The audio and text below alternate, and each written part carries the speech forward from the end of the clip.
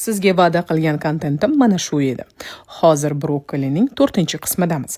Sahifamiz tasmasiga kirib, qolgan avvalgi 3 qismni ko'rib olish sizga yanada manfaatli bo'lishiga ishonamiz.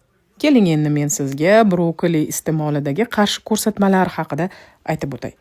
Kontent yakunida esa brokkoli mikroko'katining tanovul qilish tartiblari haqida ham eslatib o'tamiz.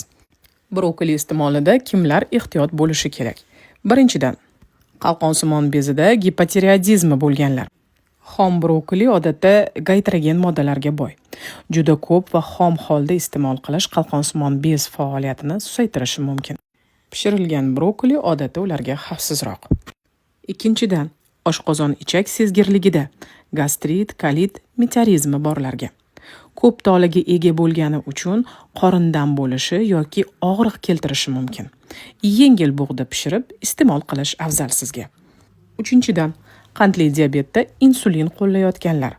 Brokkoli o'zi foydali, lekin ayrim dorilar bilan birga glyukozani keskin tushirishi mumkin. Normada yeyish mumkin, shunchaki shifokoringiz nazoratida davom ettiring. To'rtinchidan, buyrakda oksalat toshi borlar. Brokkolida oksalatlar bor. Agar oksalat tipidagi toshlar sizda bo'lsa, ko'p iste'moldan saqlanish tavsiya etiladi. Beshinchidan, allergiyasi borlar. Doimiy kuzatuvchilarim, yaxshi bilasiz, sizga xos allergiya haqida ko'p gapiraman. Bu degani aynan shu mahsulotga allergiyasi bor insonlar. Brokkoliga allergiyasi borlar. Shu yerdamisiz? Bu juda kam uchrasa ham, ammo bo'lishi mumkin. Afsuski, sizga bu ne'matni iste'mol qilish mumkin emas. Oltinchidan, pankreatitning o'tkir bosqichidagilar. O'tkir pankreatiti bor odam hazmga qiynaladi. Shu sababli brokkoli vaqtincha taqiqlanadi. Surunkali pankreatit tinch fazada bo'lsa, oz-ozdan bug'da pishirilgan holatda mumkin.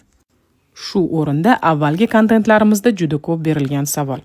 Pankreatiti bor odam brokkolini qanchalik va qanday yeyishi mumkin? Izohlarda 5 sonini yozib qoldiring va biz kelasi kontentlarda ana shu savolga javob topamiz. Endi keling mikroko'kat haqida gaplashamiz. Sizga Organic Green kompaniyasi mikroko'katlarini tavsiya etamiz. Ular 100% tabiiy. Brokkoli mikroko'kati odatiy brokkoliga qaraganda yengilroq hazm bo'ladi. Kuchli gaz to'plamaydi, safro chaqirmaydi. Fitoximikatlari esa yanada konsentrlangan bo'ladi. Shu sababli brokkoli iste'mol qilishda cheklovi bo'lgan odamlarning ko'pchiligiga mikroko'kat shakli tavsiya etiladi. Ammo uning kunlik me'yori 100 grammdan oshmasligi kerak. Mehnatimizga like bosib, uni yaqinlarga ulashishni unutmang. Maslahatlarimiz tanangizga shifo, ibodatlarga quvvat bo'lsin.